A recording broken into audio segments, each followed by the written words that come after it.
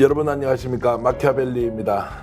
매주 일요일날 방송하는 변희재 출연의 마키아벨리 인기를 다하고 있는데요. 오늘도 변희재 미디어워치 대표 고문과 함께 얘기 나누겠습니다. 어서 오십시오. 예, 안녕하십니까. 자, 지난주 방송에서 이제 정광훈 목사를 비롯한 올드라이터가 이제 한동훈은 물론이고 윤석열 정권까지 아예 결별을 하겠다 이렇게 이제 말씀하시면서 상당히 반향이 컸습니다. 실제로 이 선언들이 많이 나왔었죠. 네. 예, 그러니까 정광훈 목사는 오늘 이 시간까지도 계속 마지막 경고 하고 있기 때문에 네.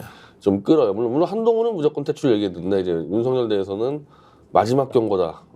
외국 갔다 와서 하는 거 보고 이제 전면 출격 선언하겠다 여기까지 한 것 같고, 정광훈 목사 정도의 영향력이 있는 윤용 교수라고 있어요. 이분이 이제 성함이 어떻게 된다고? 윤용 교수라고. 윤용 교수. 예. 이쪽 이 범국민 쪽으로는 네임드가 없는데 보수에서는 뭐 사실 막강한 사람인데, 이분은 이제 윤석열 퇴출한다고 이제 선언했죠.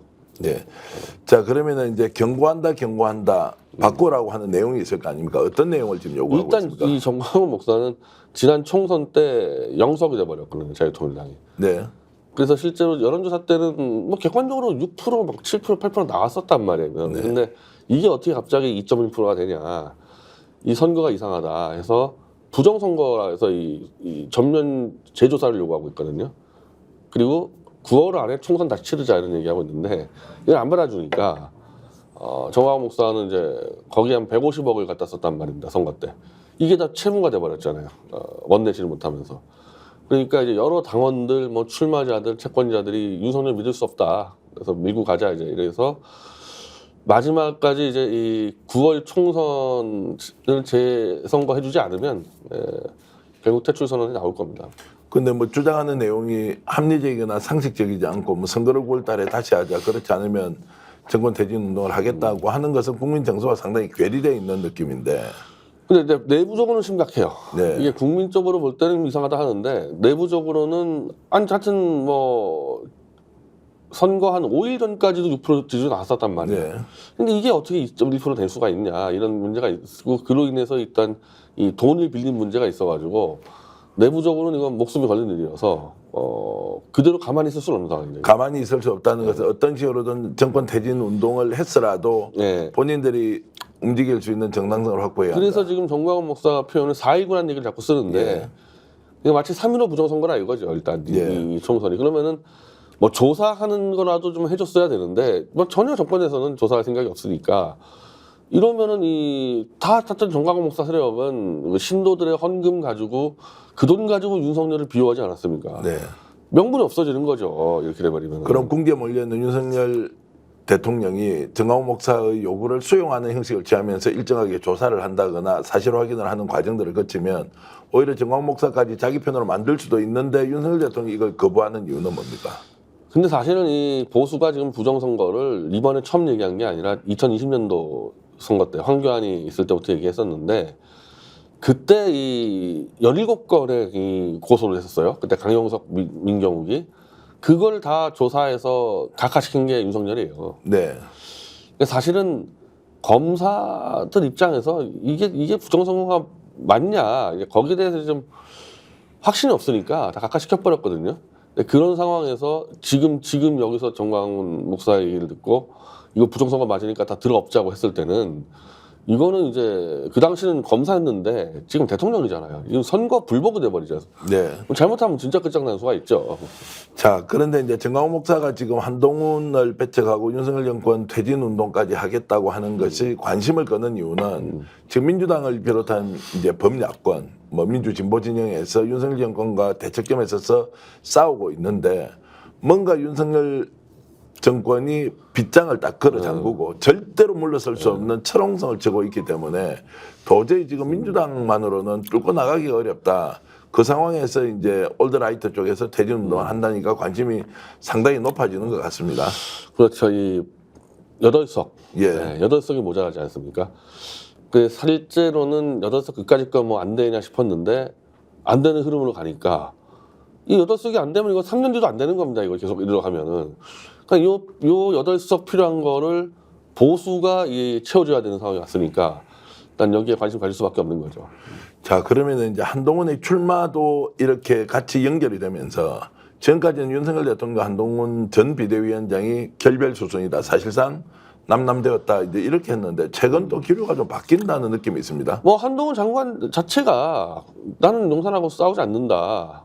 소통하면서 할 거다고 계속 이 용산 쪽에다가 메시지를 넣고 그리고 어쨌든 지금 위기는 분명하단 말이에요. 윤석열 정권의 위기는 분명하고 특히 장시호 녹취가 터져서 이재명 대표에까지도 전달돼서 지금 막 발언한 적도 있지 않습니까? 이재명 대표가 이건 잡아야 된다.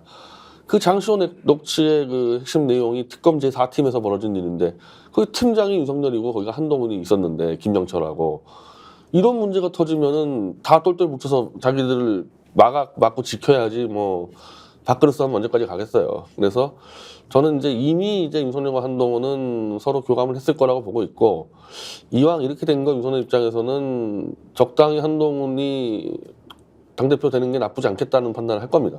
단도직입적으로 여쭤보면 자 윤석열 대통령의 위치에서는 전당대회에서 당대표가 누가 되는 게 제일 좋으냐. 예를 들어 나경원, 윤상현, 뭐 김재섭 지금 의원도 이름이 나오고 있지만 한동훈 이렇게 지금 후보군들을 놔놓고 보면 어떤 상대가 될지. 자 순서대로 따지면요. 예. 제일 위험한 인물이 윤상현입니다. 네. 윤석열 입장에서는. 왜냐하면 박근혜 세력으로서 탄핵 무효 집회에 주된 참여자였어요. 뭐 저하고도 얼마나 많은 집회 같이 했었는데, 그러니까 그 당시 특검 수사를 했었던 윤석열 한동훈의 이 조작 수사를 가장 세게 비판했었던 거기 때문에 지금 만약에 또 이제 이 사람은 이제 윤상현 씨는 아스팔트 올드라이트하고 친할 수밖에 없잖아요. 테이크 집회 같이 했으니까. 만약에 정광훈 세력이 막 이 윤석열 체제 밀어붙일 때 윤상현은 언제든지 정광훈과 손잡을 수 있거든요. 제일 위험한 인물이죠, 윤상현은. 네. 그 다음 위험한 인물이 나경원이죠. 네. 나경원도 이 올드라이트하고 연관이 돼 있기 때문에 그리고 나경원은 일단 지난번 당대표 선거 때 한 대 얻어맞은 이 감정도 있고 그러니까 지금 당대표 될 때야 윤석열한테 잘하겠다 하지만은 당권 딱 잡은 다음에는 언제 어떻게 변할지를 모르는 사람들이지 않습니까? 안철수 말할 것도 없고 이건 뭐 원래부터 믿을 수 없는 사람이거든요. 네. 그러면 윤석열 입장에서 그나마 자기랑 같이 뭐 제가 표현했을 때는 범죄 공동체예요. 윤석열과 한동훈은. 그리고 정치적으로도 같이 죽은 운명입니다. 같이 살던지 이러니까 그래도 만약 보수 진영에서 반기 들고 일어났을 때 여기랑 막아줄 수 있는 사람은 한동훈이지 윤석열 나경원은 아니죠.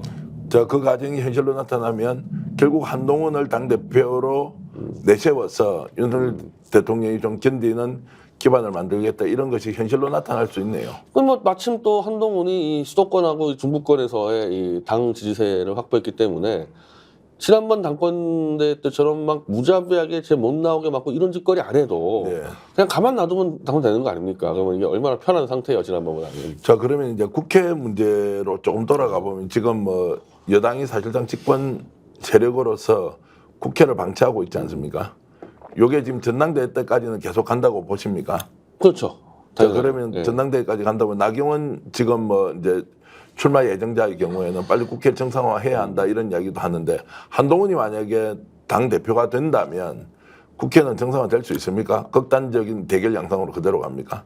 개헌을 전제로 하지 않으면은 계속 이렇게 파행을 시킬 겁니다. 파행을 시킨다. 예, 개헌이 전제가 되지 않으면 만약에 국회가 정상화된다 그럼 개헌을 한다는 얘기고 예. 개헌이 안 들어오면은 계속 이 상태로 갈 거라고 봅니다. 그 말씀은 결국 용산이 지금 현재 민주당을 비롯한 야권을 인정할 수 없다는 상황이면 국민의힘 당대표는 한동훈이 되어서 국회를 계속 이런 상태로 유지 운영이 되지 않도록 하는 것이 용산으로서는 오히려 국정 운영하는 데 도움이 된다. 국회가 없어지는 게 제일 낫죠. 제일 그래서 낫다. 일단 심지어 없어지는 정도가 아니라 저는 뭐 이제 국회 안 들어오면서 국힘당에서 특위를 만나서 해서 특위가 뭔가 했더니 밖에다가 이 자기들끼리 이 상임위를 꾸려서 부처의 공무원들을 불러가지고 보고를 듣고 있어요 지금. 그건 이제 그렇게 하고 있는데 네. 공무원들이 지금 헷갈려 죽으려고 하기도 하고 그다음에 특정 정당이 특위를 구성해가지고 집권 여당의 역할을 한다는 것이 그거는 국회 기능 자체를 근본적으로 인정하지 않는 것이기 때문에 뭐 어떤 상황인지 저도 이해를 할 수가 그러니까 여당이니까 가능한 건데 이 야당이면 택도 없는 얘기죠. 예. 그러니까 여당에서는 이제 이 공무원들 불러가지고 뭐 그 사람들이 뭐 나라 걱정할 것도 아니고 자기들 지역구 예산을 따야 될 거 아니겠어요? 그러니까 그 작업하고 있는 거예요 지금 여기서는. 그러니까 그것만 하면 되지 이 사람들이 국회 들어와서 국회 정상화해가지고 특검법 논의하고 그럴 필요가 없는 거 아니겠어요 윤석열 입장에서는. 자기들끼리 특위를 하는데도 특위 시간에 맞춰서 위원들이 나오지도 않고요. 회의 안건이 뭔지도 잘 모르고 그러면서 턱이 있으니까 나오라고 하니까 전화를 왜 내한테 직접 하느냐, 보좌관한테 하라 이러면서 이미 이 턱이가 파행 그리고 비정상이라는 것을 국민의힘 내부에서도 충분히 알고 아마 있는 이제 거더라고요. 자기들 이제 지역 내선 딸 때만 나타날 겁니다. 예. 지역 내선 딸 때만 이제. 자, 그러면은 결국 이제 턱이라는 것이 국정 운영을 위한 턱이가 아니라 자기 지역구의 예산을 확보하기 민원들. 위해서 민원 해결하기 위해서 국회의원들의 민원들을 해결하기. 그러니까 국회에 안 나왔을 때 이 사람들이 가장 짜증나는 게 그거거든요. 네. 민원 처리가 안 되잖아요. 그걸 이제 민원 처리할 수 있는 이 채널을 만들어 준 거죠. 자, 그러면 이제 한동훈 지금 전 비대위원장이 출마하는 것을 기정사실로 보시는 거죠. 아마 오히려 다음 걸림돌이 주에서는, 상당 부분 이제 제거되는 이 거고. 용산하고 문제가 풀렸기 때문에 더 쉬워졌죠, 이제. 쉬워졌다. 그러면 이제 정광훈 목사는 이미 공언했듯이 한동훈은 사실상 지난 총선 패배의 예. 책임자이기 때문에 어떤 경우에도 당 대표가 돼서는 안 된다고 된다, 하면서 예, 이제 예. 전면전을 선언했지 예, 않습니까? 예. 그 전면전이 구체적으로 어떻게 이제 이어지는 겁니까? 전당대회 국민에서. 그러니까 이제 사실은 이제 지난 당 대표 선거 때 같은 경우는 정광훈 목사가 신혜식 대표를 출마시켰거든요. 이 최고위원으로. 그래가지고 신혜식 대표를 당선시키려고 최소 10만 명 이상의 당원을 집어넣어서 사실 자유한국당 당원들이 다 저기 국힘당 당원이에요. 만만치가 않은데 신혜식을 그냥 이 서류에서 떨어뜨려 버렸습니다. 이 저쪽 당에서. 그래가지고 이 들어갔던 자유통일당 당원들이 누굴 찍었냐면 김재원을 다 찍어가지고 그때 아마 김재원이 왜 이렇게 표를 많이 얻었지 그랬을 거예요 아마. 그래서 그 정도로 일단은 이 영향력이 있기 때문에 아마 한동훈에 대한 낙선 운동을 하면서 이 정광훈의 스타일은 누구 하나를 잡으려고 그럴 겁니다. 지금 예상되는 대항마를. 인물이 있습니까? 제 생각에는 아마 원희룡하고 우리 가까운데 그 사람들이. 예, 예. 근데 이 구도로 볼 때는 윤상현이 나을 수도 있어요. 그래서 예, 아마 예. 머리 엄청 굴릴 텐데 뭐 내가 정광훈 옆에 있으면 윤상현 잡으라고 하는 겁니다. 예, 예. 원희룡은 너무 윤석열과 같이 붙어 있었던 반면에 아까 말한 윤상현은 태극기 운동도 했었고 원래 친박계였으니까 돌아설 수 있는 여지가 워낙 크거든요. 윤상현이 훨씬 낫죠. 자, 그러면 한동훈 비대위원장이 이제 당 대표가 되는 경우에 대한 것, 그리고 이제 윤상현 의원이 당 대표가 되는 경우의 수. 자, 윤상현 윤상현 지금 의원이 당 대표가 되면 어떻게 됩니까? 지금 윤석열 대통령 일장 거리를 두고 국회를 정상화시킬 가능성은 없습니까?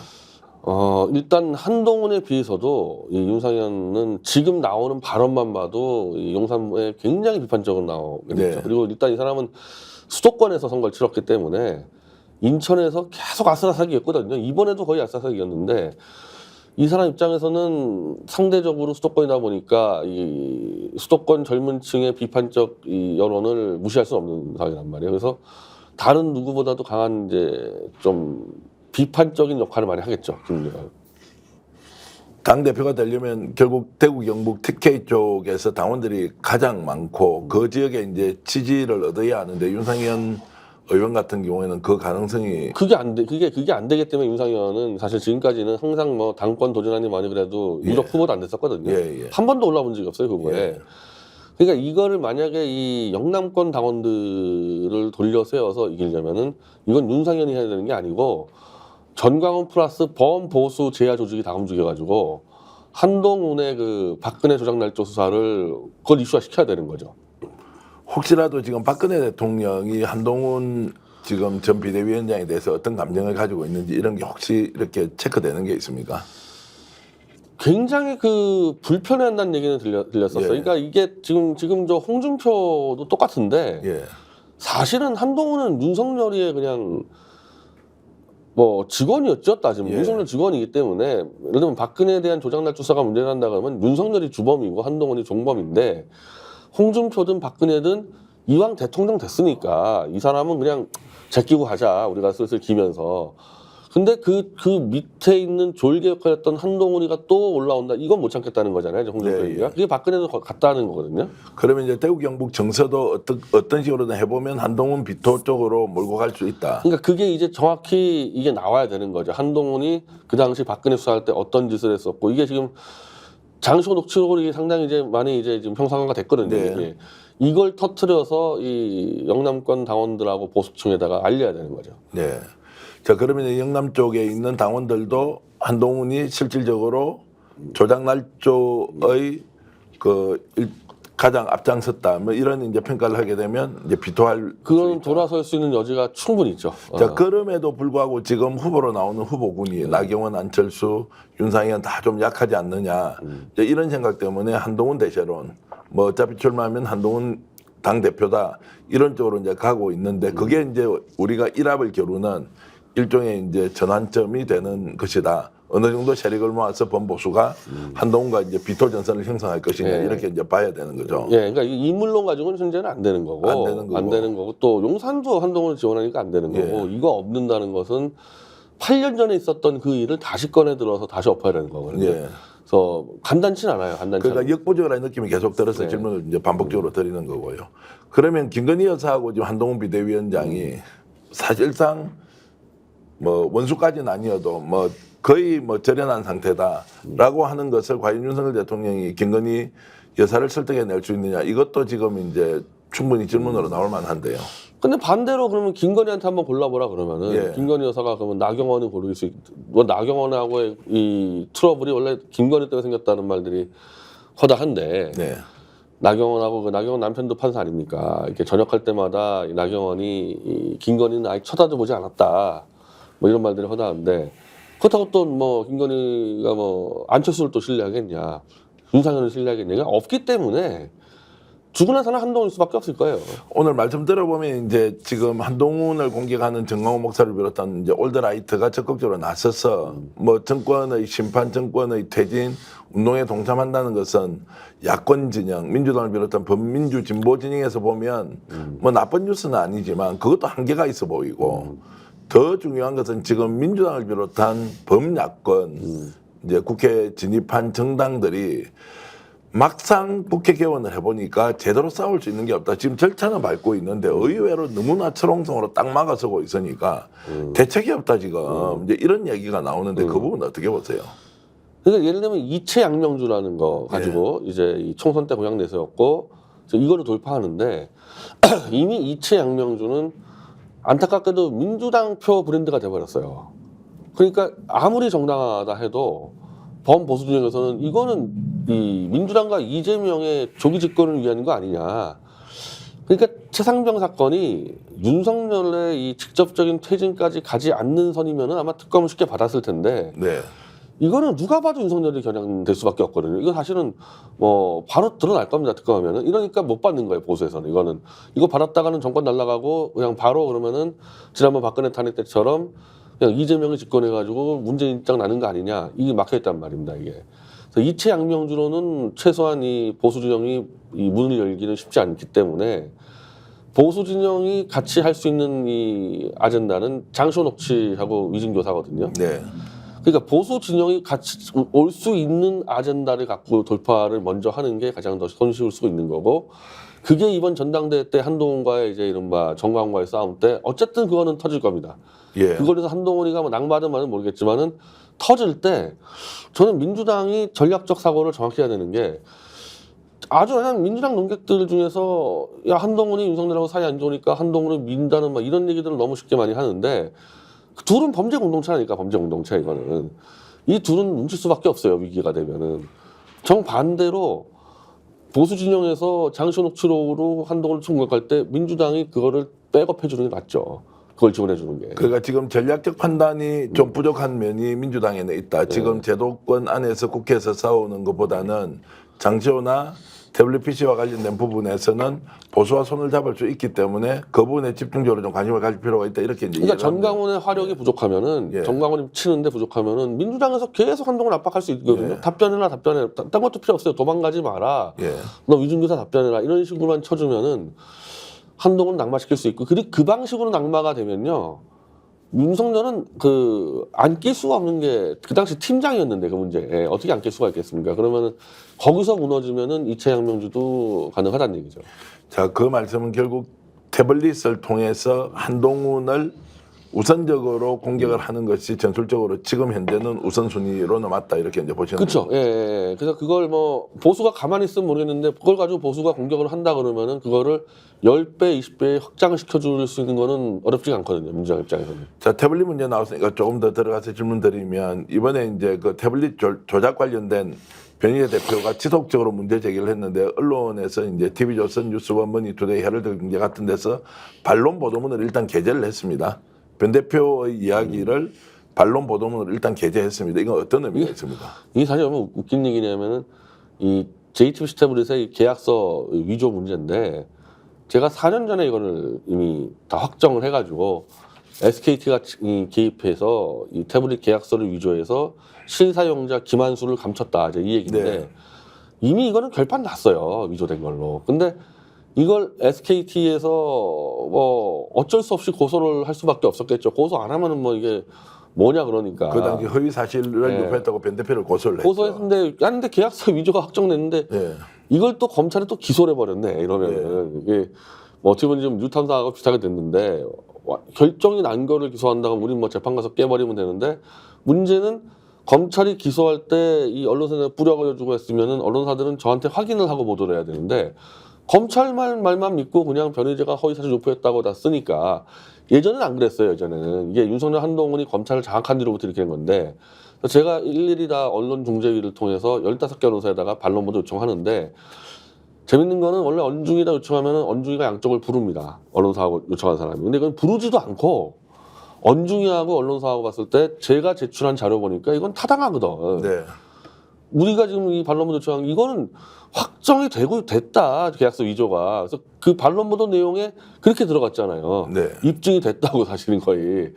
그러면은 이런 정도 반론보도 하려면은 협의도 없이 저희가 제출한 증거 자료만 보고도 언중이나 언론사들이 아 이건 맞구나. 그러니까 이 보도가 가능하지. 한국 언론사들이 반론보도 해줍니까? 해달라 그러면. 네. 그렇게 이제 확인이 되어서 이제 반론 보도까지 나왔고 지금 장시호 지금 김영철 검사 이 건은 지금 수사가 좀 더 진척되는 게 있습니까? 그 김한매 씨라고 예. 그 사법정의실현연대인가요? 이거 아마 고발을 같이 해가지고 그 김한매 씨랑 저 소나무당의 정철승 변호사랑 같이 고발인 조사를 받았어요 지난주에. 예. 근데 이 총괄적으로 장시호의 이후로 뭐 내가 이 재판 나갈 때 검사들이 미리 이렇게 외우게 시켰고 난 나가서 그냥 검사들이 시킨 대로 외우기만 했다 이런 발언들이 나오지 않았습니까? 당연히 공수처 할 때는 그럼 장시호가 실제로 특검에서 어떤 위증을 한 게 있냐 구체적으로 그래서 위증한 내용을 잡아야지만 이거 수사할 수 있거든요. 근데 마침 저희가 이 최순실이랑 같이 제2태블릿 PC 반환 소송을 할 때 이건 뭐 장시호가 제출한 거기 때문에 모든 이 태블릿 PC의 내용은 장시호가 진술한 걸로만 다 구성되어 있는데 앞뒤가 안 맞으니까 장시호의 발언하고 이 태블릿 포렌식 기록이랑 하나도 안 맞는 거예요. 그러니까 뭐 예를 들면 장시호는 이거 들고 가서 켜본 적도 없다 그랬는데 계속 태블릿 PC가 켜졌다 꺼졌다 막 27번이 돼 있고 막 이렇게 돼 있으니까 결국 재판부에서 장시호의 이 모든 태블릿 PC에 관련 발언은 다 거짓말이다. 그래서 최순실에 승소해줬거든요. 그러면은 이게 바로 특검제 4팀에서 장시호가 수사받은 내용이란 말입니다. 그럼 태블릿 PC에 대한 자기가 어디서 입수했고 이걸 어떻게 보관했고가 다 거짓말이라고 판명이 나온 겁니다. 법원에서. 그래서 그 자료를 제출한 거죠. 공수처에. 이 구체적으로 장시호가 위증한 내용이 있으니까 장시호 불러다가 이 위증을 네가 왜 했냐, 네가 자발적으로 했냐, 누가 시켰냐 이것만 따지면 되니까 수사가 굉장히 좁혀졌죠 지금. 자, 민주당도 이 문제는 실제로 이제 최고위원 회의에서 장경태 의원이 제기를 했고 또 이재명 대표도 이게 정말 대한민국에서 일어났다면 말이 되느냐라고 했는데 그러면은 이제 이 장시호 건과 관련된 김영철 그리고 태블릿 PC 문제가 민주당에서도 사실상 관심을 가지고 지금 뭔가 액션을 취하고 있단 말이에요. 이게 좀 확장되어서 확산된다는 느낌은 좀 덜 듭니다. 아니 그 민주당의 이재명 대표가 처음에 이렇게 얘기한 다음에 확실하게 조사하라고 시켰어요. 예. 분명히 저 원내대표한테도 시키고 예. 장경태 최고위원한테. 근데 2번 하더니 더 이상 안 합니다. 왜 그렇죠? 첫 번째는 이게 태블릿 PC랑 연결되네? 아마 뜨거운 것 같아요. 이게 처음에는 모르고 갔다가 이게 태블릿 PC 조작으로 연결되네? 그러면 사실 지금까지 민주당은 태블릿 PC 조작만 나왔다면 무조건 도망갔거든요. 이게 지금 제일 큰 문제인 것 같고 이제 두 번째는 삼성 이재용 부회장의 이 프로퍼플 문제가 터지니까 이거는 지금 뭐 언론사 전체가 다 덮어버렸어요. 아예 이거는 단 한 것도 보단 적 없습니다. 이재용 프로퍼플 문제는. 그래서 이 삼성 재벌 문제와 태블릿 문제가 나오니까 그냥 손 떼고 도망간 거 아닌가 하는 거예요. 아, 근데 그런 부분은 굉장히 아쉬운 게 지금 태블릿 PC 문제도 이렇게 증거가 나오면 좀 더 균형감 있게 이것의 실체적 진실이 뭔지를 가야 되지. 그 태블릿 PC가 지금 현재 이미 탄핵이 된 박근혜 대통령과 연결이 된다거나 박근혜 대통령 실제로 태블릿이 아닌 국정농단으로 결국 박근혜 대통령이 탄핵이 됐다고 본다면 이제 이런 부분은 딱 구분해서 갈 수 있을 것 같은데. 그렇게 해준 사람이 송영길 대표죠. 그렇게 예. 그만한 사람이. 그러니까 박근혜 정치적 탄핵은 정당하게 끝났고 그렇다고 그 막 조작해가지고 사람 감옥 보내면 되냐. 이건 따로 조사해야 된다는 게 송영길 대표 입장이었고 이제 그러다 보니까 소나무당이 나온 건데 민주당은 아직까지는 태블릿 PC나 혹은 박근혜 수사 때 잘못된 점만 나오면은 손 떼고 도망가는 일을 하다 보니까 여기서 이제 이 간극이 생기는 거예요. 여기서는. 그러면 두 번 정도 조사를 해보고는 그 뒤에 진척이 없이 그냥 이것은 뭐 있는 듯 없는 듯 이렇게 사라져버렸어요. 이거 완전히 이제 그냥 민정은 덮어버렸습니다. 제가 안진걸 소장통에서 여러 차례 기자회견을 잡아달라 그랬거든요. 예, 예. 안 잡아줍니다 기자회견을. 예.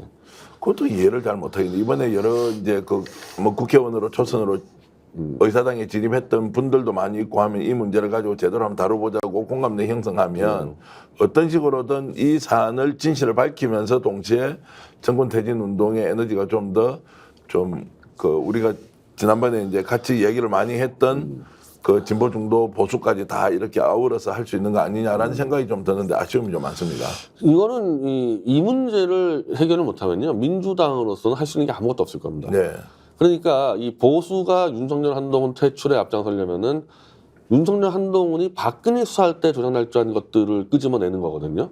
근데 민주당은 그것만 끄집어내면은 뜨거고 도망가니까 네. 연결이 될 수가 없죠 이게. 그래서 지금 이제 송영길 대표가 지금 이제 출소하고 외부 활동은 지금 좀 법적으로 좀 제한이 돼 있습니까? 어떻습니까? 적극적으로 활동을 하시는. 아니, 활동 자체는 문제는 없는데 네. 활동 자체 문제 없는데 뭐 예를 들면 이제 지방에 갔을 때는 지방에 체류가 안 되고 뭐 바로 올라와야 되고 뭐 이런 정도만 좀 제한이 있는 것 같아요. 그래서 정치적 활동 자체는 문제가 없습니다. 없고 근데 이제 범죄와 연결된 또는 뭐 의심되는 사람들을 만나지 말라는 포괄적인 문구가 있어서 좀 활동을 조심하는 거 아닌가 이 생각이 좀 들긴 하고. 예를 들면 그 만나지 말라는 사람들이 대부분 다 소영길 대표 참모들이나 뭐 동지들이다 보니까 그 사람들 안 만나면은 이제 이 정치 세력화하는 사람 좀 지장이 크죠. 자 그러면 소나무당은 지금 이제 현재 이 문제를 어떻게 지금 당에서 좀 추진을 해보려고. 어제 제가 소나무당 이 공개 방송에서 소영길 대표도 같이 네. 있은 데서 이 문제를 제가 브리핑을 했어요 공개적으로. 네. 이 어쨌든 소나무당은 윤석열을 조기 퇴진시킨다는 공약을 내세웠고 민주당과 조국당은 못할 거라고 얘기했기 때문에 바로 이 문제다. 보수가 박근혜 수사할 때 조작날조 문제를 들고 나올 때 소나무당은 이쪽을 지원해가지고 이거 판을 키워서 빗장 수비를 허물어야 될 거 아니냐. 이채양명주는 다 막혀 있으니까 그 소나무당이 최대한 적극적인 역할을 해야 되고 소나무당에서 저하고 최대집 대표는 여전히 보수 진영하고 엮여 있거든요. 그래서 다음 주 정도에 제가 이제 어찌 보면 저는 한 이 진보 촛불 진영이 한 1년 한 10개월 이상 여기서 활동하는 보수 사람들 만나본 적이 없어요. 네. 근데 이제 이번 달에 제가 처음으로 이 보수 진영 사람 만났고 좀 모임을 좀 구성하고 있어요. 이제 보수 논객들을 중심으로 윤석열 퇴진을 이제 할 수 있는. 자 대체로 만나는 분들이 누구신가요? 지금 제가 좀 만났던 분은 누구시? 공개를 할 수 있는 것 같은데 지금 상황에서는 한민호 씨라고 예. 저 원래 문광부 국장 출신인데 예. 초강경 보수예요 이분. 예. 이분은 올 총선 전부터 보수가 윤석열을 먼저 쓰러뜨리지 않으면 보수는 몇십 년 동안 집권 못한다. 잘못 걸리면은 윤석열이 그냥 보수로 인식돼가지고 보수는 다 윤석열 같은 놈처럼 되면 큰일 난다 해가지고 나 홀로 퇴진 주장을 했었는데 이제 총선 끝나고 많이 늘어났어요 이런 사람들이 늘어나서 지금 그런 모임을 이제 구성하고 있는 거죠. 자 그럼 윤석열 퇴진을 주도하는 보수 진영, 뭐 올드라이트라고 제가 지칭을 하면 이제 이분들의 목표는 퇴진 이후에는 어떤 겁니까? 윤석열 퇴진으로 이제 모든 목표가 달성됐다 이게 아닐 거 아닙니까? 저는 이제 딜레마가 있는데 보수 진영에 충분히 윤석열을 대통령으로 만든 것 자체가 이미 저는 엄청난 이 과오라고 볼 수밖에 없죠. 예. 윤석열이 이런 사람이라는 거는 보수 진영이 몰랐던 게 아니에요. 왜냐하면은 박근혜 수사할 때 조갑재 대표 같은 경우는 마이크 잡고 이 윤석열 한동훈 사형시켜야 된다고까지 떠들었었단 말이에요. 이미 보수 진영은 윤석열이 이런 수사를 날조한다는 걸 알았으면서도 대통령 만든 거 아닙니까 이거? 네. 그러면 이제 와서 이거 가지고 윤석열 쫓아냈을 때 국민들이 보수를 뭐라 그러겠냐 이거. 너희들은 이걸 다 알면서 이렇게 했냐 해서 보수 치명타 먹는 수가 있는 거거든요. 잘못하려면은. 그리고 그러다 보면은 이제 정권이 민주당 이재명 넘어가고 그랬을 네. 때 그래서 주저하는 게 있어요. 보수는. 그래서 네. 주저하는 겁니다. 야, 이게 잘못하면 큰일 난다 해가지고. 근데 이제 한민호 얘기는 그렇다 하더라도 우리가 실수했으면 실수한 거를 인정하고 용서를 구할지언정 지금 우리가 더 빨리 안 쫓아내면 이건 제기가 안 된다. 제기가. 그래서 저도 그렇고 한민호 씨도 그렇고 설사 정권이 넘어간다 하더라도 이건 감수해야 될 문제지 그거 무서워서 가만히 있다가는 몇십 년 동안 집권 못한다는 거예요. 정광훈 목사나 지금 신혜식 대표도 비슷한 견해인가요? 아니면 좀 다릅니까? 그쪽은? 아니 그냥 거기도 그것 때문에 지금 이 딜레마에 빠져 있다. 딜레마에 한동훈까지 하는데 예. 윤석열을 내렸을 때 이거 그냥 민주당 이재명 정권 그냥 넘어가는 거 아니냐 예. 이제 이런 문제 때문에 고민을 하고 있는데 그렇다고 그러면 3년을 끌었을 때는 무슨 달라지는 게 있냐 더 악화되지. 예. 그래서 에라 모르겠다 끌어내리자 쪽으로 지금 가고 있는 거예요. 예, 가고 있다. 예, 가고 있는 건데 거고. 답이 안 나오니까. 그러면 이제 지금 국힘 쪽에서는 지금 이제 내부에서 분열이 될 가능성이 거의 없다 이렇게 이제 보시는 거죠. 국힘은 이제 이 108명이라는 사람들은 예. 지지 기반도 없고 어찌 보면은 그 정강훈 쪽에 있는 사람들보다 지지 기반도 없는 사람들이에요. 그냥 꽂혀온 사람들, 이 사람들. 모래성 위에서 리더도 있는 사람들. 없고 예. 거기서 리더를 하겠다는 나선 사람도 없고 그냥 권력 따라가고 이런 거고 밑에 지지 기반을 이제 이 강성 보수 측이 맞춰주고 있기 때문에 그쪽이 허물어지면은 이 사람들은 그냥 와르르 쓸려 내려오지 뭐 거기서 저항을 한다거나 선도한다거나 그런 거는 안 되는 사람들입니다. 그러면 지금 이제 윤석열 대통령과 오히려 손을 잡고 그 밑에서 용산시킨 대로 움직이다가 뭐 살든 죽든 그냥 상황에 따라서 뭐 예를 들면은 이 영남권이나 이 TK 지형이 뭐 허물어진다? 예. 그럼 뭐 정광훈 쪽으로 붙을 수 있는 사람들이죠. 지지 기반이 있다면. 그래서 나경원 의원이 이번에 이제 상임위원장 11개를 먼저 민주당이 가져가고 나니까 우리가 밤샘 농성이라도 좀 해야 되는 거 아니냐라고 하니까 농성은 뭔 농성은 무슨 농성 그래 다 가버렸다는 거예요. 아직까지는 전투력이 이제 없다는 거예요. 아직까지는 저 TK 진영이 거의 다수니까 네. 나경원만 하더라도 지역구가 굉장히 안 좋은 지역구에서 살아남은 사람이에요. 네. 그러니까 배현진 같은 지역구다 그러면은 보수층만 그냥 대충 잡고 있으면 당선되는데 나경원은 플러스 알파가 돼야지 당선되는 사람이니까 좀 더 어떻게 해보려고 그러니까 윤상현도 마찬가지고 나경원하고 좀 더 많은 머리를 써야 되는 사람들이죠. 근데 국힘은 지금 저 정도면은 실제로 용산에 뭐 붙어서 함께 움직이는 것까지는 되지만 지금 민주당하고 대적해서 국회 안에서 집권 여당으로서 제 역할을 할 수 있습니까? 이대로 계속 버티면서 예. 개헌 정국으로 돌리려고 그럴 겁니다. 예. 개헌정국이라고 예. 하면 4년 중임제 뭐 이렇게 네, 가는 사람 중에 돌려서 벌써 지금 우원식 의장이 이 개헌특위 만든다 그러는데 나는 예. 참 국회의장 사람이 지금 국회가 파행되고 있는데 웬 개헌 얘기 떠드는지 모르겠어요. 그 예.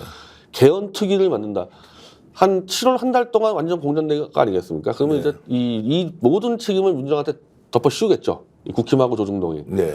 그럴 때 이제 이 국회의장이라든지 뭐 개헌론자들이 나와서 야 여야 협치해야 되는 거 아니냐. 그 협치의 이제 그 발판을 개헌으로 만들어서 만약에 그 뒤로 개헌하면서 협치가 되면 이건 야합이 돼버리죠. 야합이. 네. 예. 근데 그걸 아마 노릴 거예요. 그렇게 해서. 지금 최상병 특검 관련해서 이제 속도전을 뭐 법사위를 중심으로 지금 뭐 초고속으로 지금 진행을 하고 있습니다.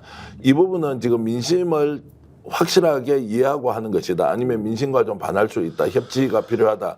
요 두 가지 논쟁에 대해서는 어떻게 보세요? 그러니까 민심이 원래 이제 이 정당은 민심을 과반만 넘어가면 되는 건데 네. 지금은 과반이 아니라 민심이 3분의 2가 넘어가야 되니까 네. 너무 난이도가 높아졌잖아요. 그러니까 최상병 특검 속도전하는 거 과반은 다 동의하는데 3분의 2 돌파가 안 되지 않습니까? 그 다음에 카드가 없죠. 다음에 카드가. 그래도 지금 한 70% 국민이 단독으로라도 최상병 특검 빨리 해야 한다 이렇게 가는 거 아닌가요? 그러니까 하긴 해야죠. 하긴 해야 되는데 네. 재의결 이제 들어왔을 때 예. 거부권 했을 때 그때 무슨 카드가 있냐 이거예요. 그때. 그때 이제 8명 이탈해야 하는데 현실적으로 카드가 없다는 그러니까 거죠. 8명을 이탈시킬 수 있는 그 플랜도 같이 가동하고 있어야 예. 되거든요, 지금 분명히. 근데 그거는 지금 현재로서는 보수 밑바닥을 지원해서 한동훈을 치는 거예요, 제가 볼 때 가장 예. 쉬운 건. 근데 그걸 안 한다 그러면은 정말 아무 생각 없이 가고 있는 거지, 아무 생각 없이. 그러다가 특검은 계속 발의하고 통과되고 거부권 행사되고 이게 반복이 되면은 이제 지치죠 국민들이. 그 사이에 국민들이 가만히 있겠습니까? 엊그제 뭐 어머니의 편지나 이런 걸 보면 정말로 어떤 경우에 누구의 편이다 이런 거 없이 그냥 진실 규명하고 아이를 정말로 부모로서 평생 추모하고 살도록 해달라 뭐 이런 절절한 요구가 담겨 있었는데요. 민심이 가만히 저는 있겠냐고요. 이게 이 이재명 대표가 어쨌든 국회를 야당이 독재를 하는 거잖아요. 그 네. 독재에 대한 정당성과 명분은 충분합니다. 근데 그거를 하려면은 당권에 대해서는 상당 부분 저는 오히려 포기를 했어야 된다고 생각을 해요. 이게 나 이재명 개인의 문제가 아니라 전 국민의 문제다라고 이걸 호소하려면은 우리가 국회는 독재겠지만은 내가 당권은 놓겠다고 해야 되는데 이재명 대표는 오히려 지금 자기 당권을 더 강화시키고 있어요.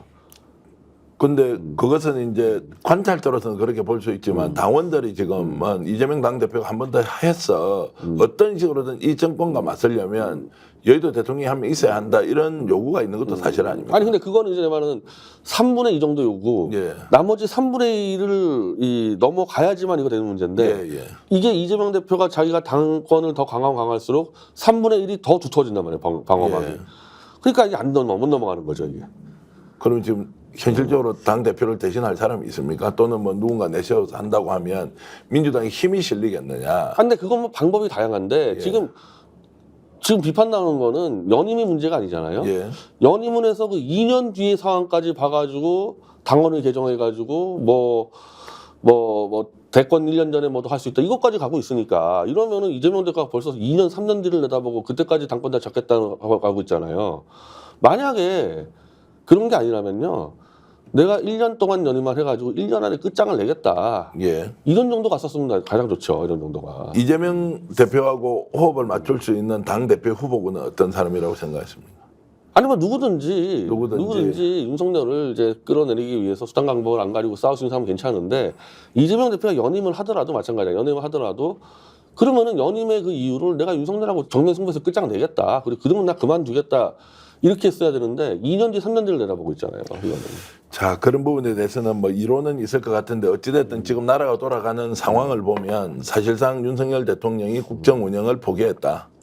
집권 세력도 집권 여당으로서 책임 정치 아예 하지 않고 야당을 비토하는 정치 세력으로 남겠다. 이제 이런 전반적인 상황이 있지 않습니까? 국정 운영에 대한 책임자로서 아무리 보더라도 상식적이거나 기본적인 업무도 하지 않는다. 이런 부분은 어떻게 보십니까? 근데 그거는 그렇게 이제 이 보는 사람이 한 3분의 1 거고 예. 3분의 1은 아니다 이거는 이재명이 독재하다 보니까 어쩔 수 없는 거 이렇게 몰고 나온단 말입니다. 그러니까 이 벽을 허물어야 되는 거예요, 이 벽을. 야, 참 어려운 문제인데 지금 의회 갈등 문제도 지금 뭐 아무 대책 없이 지금 뭐 의료 사실상 붕괴 상태가 오고 있지 않습니까? 정부도 또 의사단체도 제3의 중재자도 지금 보이지를 않고 있습니다. 아니 의협 사태야말로 야당이 왜 아무것도 안 하는지 모르겠어요. 예. 제일 빨리 해야 될 게 이 문제거든요.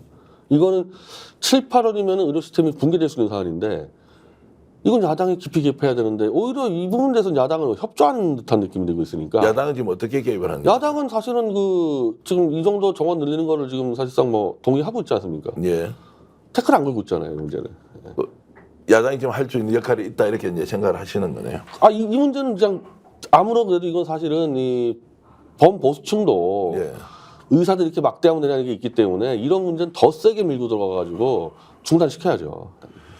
예, 알겠습니다. 산유국 논란도 지금 뭐 거의 엑터지오가 사기꾼 회사다 뭐 이런 분위기로 막 가고 있습니다. 뭐 거의 드러나는 게 아닌가 내가 볼 때는. 그렇죠. 예. 근데 이것도 이제 해퍼닝으로 그냥 끝나버리니까 대구 경북에 가보면 이제 포항이 아니죠. 두바이다 이러면서 막 산유 잔치를 하고 있는데 아니죠. 이것도 특검 가야 되죠. 특검 가야 되는데 이게 갑갑한 거죠. 이거 특검 해봐야 이거 뭐 특검 또 똑같은 문제 되겠죠. 통과시키면 또 검권 나올 거고요. 뭔가 사전에 좀 계획된 이권 사업 이런 것들이 연결되어 있다는 좀 느낌이 아니 있습니다. 거의 나온 것 같은데. 거의 지금. 나왔다고요? 예.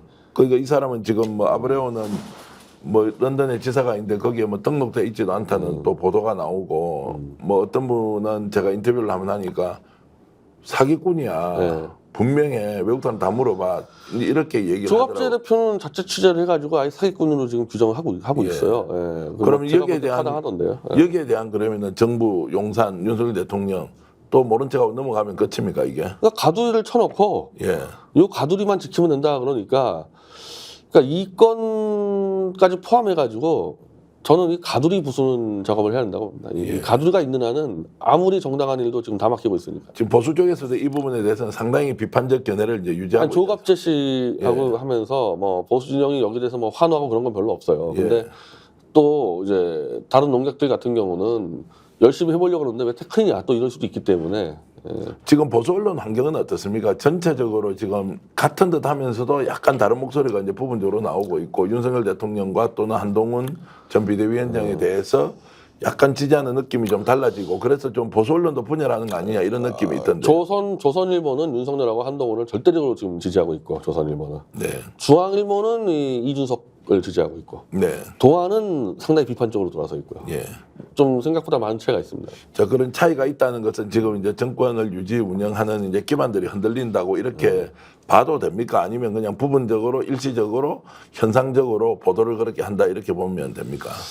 근데 어차피 조중동은 이 박근혜 수사에 대해서는 다 일치단결이에요. 네. 그러니까 이건 조중동은 변수가 안 되고 아까 말한 대로 제야 이 아스팔트 보수가 문제지 조중동 자체는 이 윤석열을 만약에 조기 퇴진할 때 같은 경우는 다 똘똘 뭉칠 겁니다.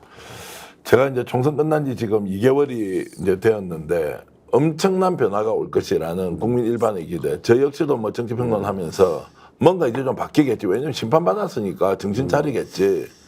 오히려 더 역주행을 하고 있습니다. 근데 이게 총선에 원래 한 이 정도 차이가 나면요, 이 컨벤션 효과가 아마 어마어마해서 대통령 지지율은 지금 10%대로 추락해 있어야 예. 되고 민주당 지지율은 40 올라갔어야 되는데 거꾸로 됐어요. 민주당 지지율이 폭락하고 있고 국힘당이 올라가고 있습니다. 이건 누구 잘못이죠? 이건 민주당 잘못이죠. 이건 예. 누구한테 뭐라 그러겠어요? 이거는. 그럼 어떻게 해야 됩니까? 지금 이제 민주당이 전술적 면에서 어떤 특정 사안에 대해서 접근을 잘 못하고 있다. 아까 말한 대로 박근혜 탄핵만 나오면 도망가는 거 이거 빨리 예. 이거 바꿔야 돼. 이거 아니면 못 터무릅니다. 이거는. 예. 그래서 이건 소영길 대표 정도 입장으로 정치적으로 탄핵 정당했지만은 그에 대한 잘못된 수사는 다 잡아내겠다고까지 선언해 주면은 쉽게 허물 수가 있어요. 근데 이걸 죽었다 깨도 안 하니까 문제가 되는 거고 국회를 장악해서 이 어차피 밀고 가야 되는 상황에서는 전 이재명 대표가 저렇게 자꾸 당권에 집착하는 모습 보이면 안 된다고 생각합니다. 이거는 이 중간층이 같이 따라올 수가 없어요. 이렇게 돼버리면. 윤석열 대통령이 이제 국정 운영의 에너지를 사실상 소진하고 국정 운영을 더 이상 못할 것이다. 이제 허물어지고 있다. 시간 문제다. 조금만 기다려봐라. 이렇게 이제 일반적으로 보는 시각은 완전히 잘못됐다. 잘못됐죠. 예. 완전히 잘못됐다. 이 뒷장 수비하는 이 세력이 이대로 넘겨줄 수 없다고 똘똘 뭉쳐있기 때문에 아까 말한 가두리가 버티고 있기 때문에 이건 그냥 버틸 겁니다. 결국 그게 이제 제2요구권 거부권 행사를 네. 일상적으로 하면서 계속 하더라도 이 가두리는 버틸 수 있죠. 그럼 국회는 사실은 기능이 네, 마비되는 거고. 마비되는 거고. 최악의 경우는 이거를 잘못 해석해가지고 아이고 우리가 개헌으로 협치하자 일로 갔다가 끝장나는 거고 예. 그 방법이 아니라 보수의 바닥 아스팔트 쪽으로 가서 거기서 쳐 올라가야 되는데 이 길을 잘 찾을 수 있을지 모르겠어요. 자, 오늘 변희재 대표 고문의 말씀을 들으면서 여전히 우리 일반의 시각과 또 보수 농객으로서 현장 정치를 발로 뛰면서 겪고 있는 느낌이 차이가 많이 난다 이런 생각이 좀 듭니다. 정권의 심판을 했지만 국민은 체감할 만큼 정치가 바뀐다는 것을 느끼지 못하고 있는 이 현실. 그러나 우리는 이런 것들을 하나하나 목격하면서 대한민국의 민주주의를 다시 어떻게 세울지 고민하는 진지한 시간을 가졌으면 좋겠습니다. 자, 오늘 이렇게 인터뷰 응해 주셔서 감사드리고요. 시청자 여러분, 다음 이 시간에 마키아벨리로 다시 뵙기로 하고요. 저희들이 열심히 100만을 향해서 달려가고 있습니다. 구독, 좋아요, 그리고 공유 부탁드리면서 남은 시간 행복하게 보내시길 바라겠습니다. 여러분, 안녕히 계십시오. 지금 당장 스픽스 구독 눌러주세요. 지금 보고 계시는 영상 좋아요, 댓글도 마구마구 남겨주세요.